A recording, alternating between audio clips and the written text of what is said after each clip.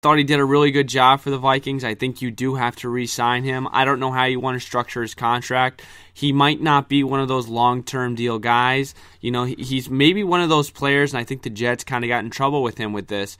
He signed to the Jets for long-term, and he kind of got complacent. I think Richardson does better on these one-year deals because he knows he has to play well to earn big money. So you want to kind of be weary of that. But it would be a risk I'm willing to take. I mean, he really was good for this team. I thought he brought some great energy. He was a consistent rock on that defense. And look, 4.5 sacks for a defensive tackle, I mean, that's pretty damn good. So I would keep Richardson on this team. Give him a couple of years, structure his contract so you can make other moves in the offseason. But I would like to see Sheldon Richardson back in a uniform in purple. Next on the list here is Latavius Murray. Look, I love Latavius. Like, last year when Dalvin Cook was down, Latavius was the guy, and he really was great in his role. He didn't complain. He didn't fumble. I thought he played really well the whole year, 2 years ago when Dalvin was out. And then this year, he obviously takes a step back with Dalvin Cook being in the lineup. But he did get some games this year. I mean, Cook was injured a couple of times throughout the year. His stats this year, 578 rushing yards, 6 touchdowns. He said before he wants to come back and play for the Vikings. He'll take less money. I think this is a no-brainer for the Vikes. I think you do have to bring back Murray. He's a good goal line guy. He just doesn't complain. You need guys on these teams, good leaders that even if they don't play as much, they're not going to sit and betray the coach or try to get the players on his side. It seems like Latavius is a team-first guy and can still put up yards. I like him in the number 2 spot. I think he's a good backup running back. I think he can come on and do a lot of good things when Dalvin Cook's off the field. And I think he's a good goal line guy. So I like Latavius Murray. I think this should be a player that you should sign at the right price. All these guys are at the right price. Obviously, you don't want to pay for any of the following I'm going to name. But I think Latavius Murray is a guy that you say, okay, we'll bring you back. We'll structure your contract so you can come back and we can afford you. And I think it'd be smart for the team to bring him back. Number 3 is Anthony Barr. This one's the biggest one of them all, I think. You go back and forth. He had 3 sacks this year, 55 tackles. I don't think you should sign him back. I think he's kind of like a con man in this situation. I think that he plays when he wants to play and he doesn't when he doesn't.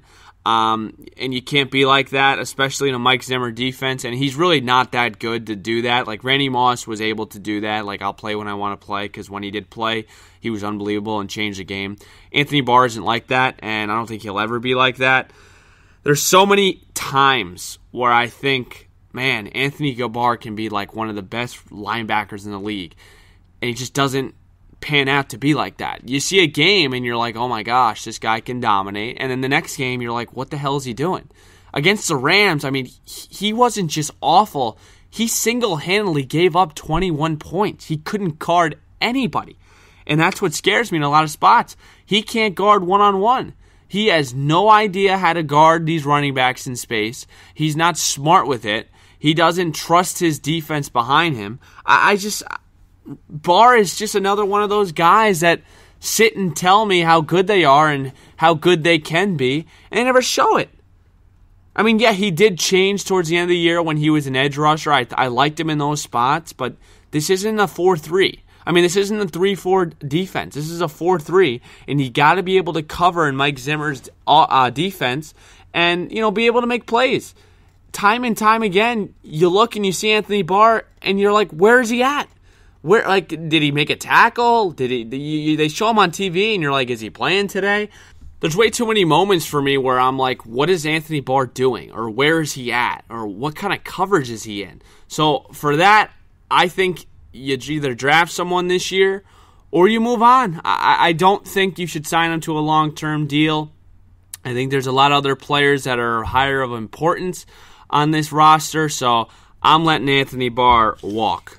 Next one is Dan Bailey. What's the right answer?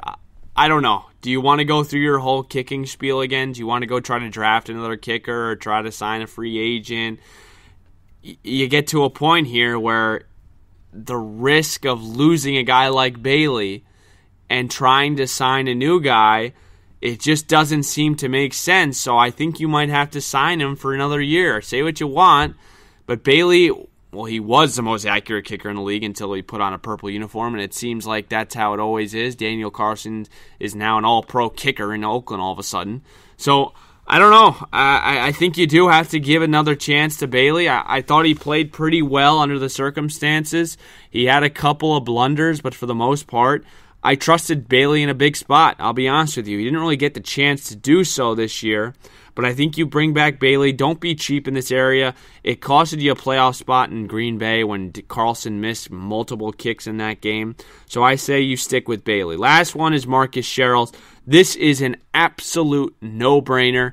He is a special teams game changer. I don't care what he does on the defensive side of the ball. You sign him to be a punt returner. The guy never fumbles. It's always positive yards, and he can make a big play. He's the all-time leader in punt returns in Vikings history. This is an absolute no-brainer for me to keep Marcus Sherrills in a Vikings uniform. He's cheap, he's affordable, and he's totally worth whatever you give him as a special teams player because he can make big plays any single time he gets a punt. So I'm keeping Marcus Sherrills. In review, I'm keeping Richardson, I'm keeping Murray, I'm letting go of Anthony Barr, I'm signing Dan Bailey, and I'm signing Marcus Sherrills. Fun show today. Thanks to Negative Dave for coming on. Be sure to check out my videos on Twitter that I'll be posting throughout the week at SSTROM32. Usually on Minnesota stuff. I'm sure you guys will love that. We will talk to you guys next Sunday.